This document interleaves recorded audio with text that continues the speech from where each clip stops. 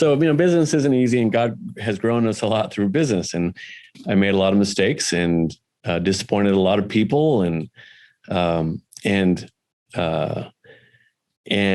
it's been real stressful a lot of the time. I feel like God's hand is coming off of my forehead right now, like he's been resisting. And so here it is, Philippians 2:3-4. Don't be selfish. I don't know what version this is. It was on my desk. Don't be selfish. Selfish. I want to think about myself. Don't try to impress others. Be humble, thinking of others as better than yourselves. Don't look out only for your own interest, but take an interest in others too. And so this came about. That's been huge. This is the other thing that changed my marriage, is love and respect, and then this. And it changed my business. It changed everything. And I felt like God was resisting me. And then one day, one of my employees called me into my office and said, "Hey, Dave, I just got to tell you this. You're really a prideful man." And I go, "Oh, wow. All right. I mean, man, that's big of you, man. I appreciate that. Like, in what way? How can I improve? I don't want to be prideful. Like, I'm thinking, I don't go bragging about things. I'm not cocky. I ask for advice. I take people's, opinions, and I work with them, all that. I thought, hey, I'm not flashy. I live in a tent. I mean, come on, how prideful, safari tent. And I thought, okay, whatever, dude's jealous. That's all. He's just jealous, and so I told my wife, she goes, "Oh, that's ridiculous. You're a humble man." And then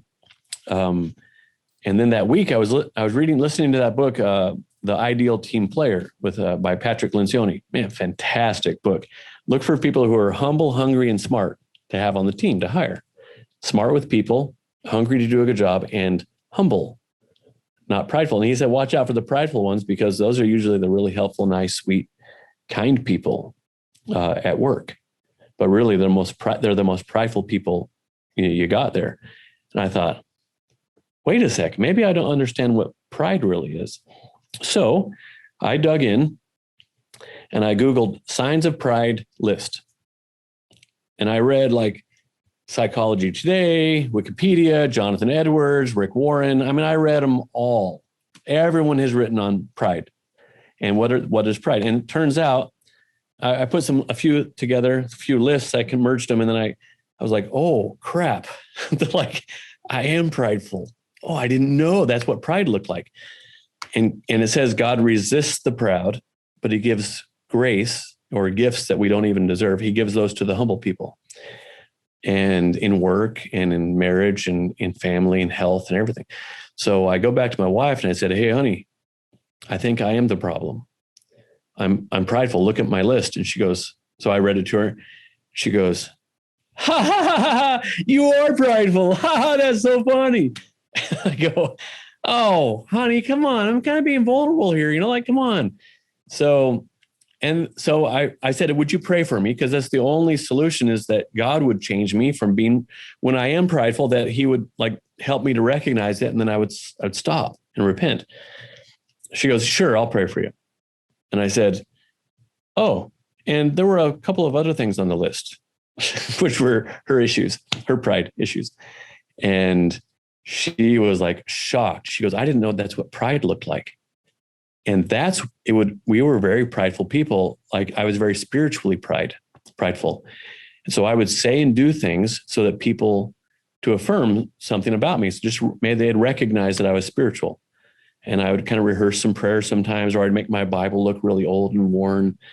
I would talk about my sacrifice in a humble way and spiritualize a lot of stuff. And so people would think, man, dude's spiritual, man. I could never be that spiritual. And I was embarrassed about having nice things, a nice home, because, you want to suffer for God. Right. And all these signs of spiritual pride. And so anyway, they're like 22, 24 different categories of pride. And I was really humble in a lot of them. I am. It's just true. But I was really prideful in some and just kind of medium in others. And so I put this whole list together, the signs of pride list. It's at saddlebackleather.com/pride. And it's just my story. And it's pretty comprehensive list of pride and all the different places and ways it looks. And it's not my list. It's just, I compiled everyone else's lists and put them together. And knowing that is when you try for people to think highly of you, when you go out of your way so that people will go, wow, dude is really impressive. So we get praised instead of God getting praised. So let me read it one more time.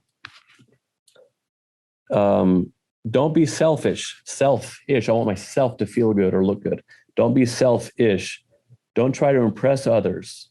But instead of that, which is pride, be humble. Thinking of others as better than yourselves. Don't look out only for your own interests, but take an interest in others also. A sign of pride, for example, is people who don't ask questions about other people. They're not interested. They walk in and start talking. When your spouse goes, hey, I don't like that you did this. You really hurt my feelings. And you go, oh yeah? Well, if there were ever food around here cooked, like when I go home from work, maybe I wouldn't feel like that.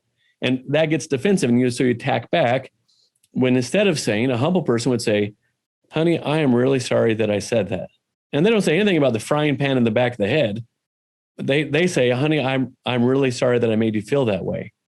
I never should have done that. And will you please forgive me? That's what a humble person says. A prideful person throws it back in their face and says, well, the only reason I did it is because you.